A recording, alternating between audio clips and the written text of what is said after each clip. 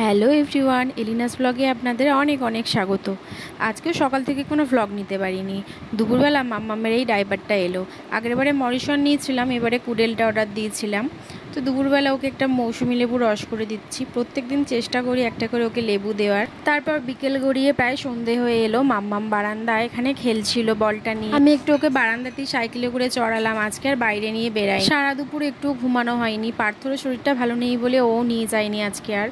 তারপরে সন্ধেও দিয়ে দিলাম। এবারে চিন্তা হচ্ছে রাতে রান্না কি করব। দুপুরের খাওয়া হলে ভাবি রাতে কি রান্না করব, আর রাত্রিবেলা খেয়ে দিয়ে শুলে ভাবি সকালে আবার কি রান্না হবে। এটা মনে হয় সব বউদের মাথাতেই ঘোরে। তারপরে দেখলাম যে পাখাটার অবস্থা খুব জঘন্য হয়ে আছে। তো রাতের জন্য কি করব, আমি কড়াই ভিজিয়ে রেখেছিলাম আগের দিনকে। ভেবেছিলাম আলু কাবলি করব, কিন্তু সেটাই ঘুগনি বানিয়ে নিলাম। রুটিটা আর বানাবো না, রুটিটা পার্থ কিনে নিয়ে আসবে রাতে। সিলিং ফ্যানটা পরিষ্কার করতে চলে এসেছি, এত গা ঘিনঘিন করছিল দেখে।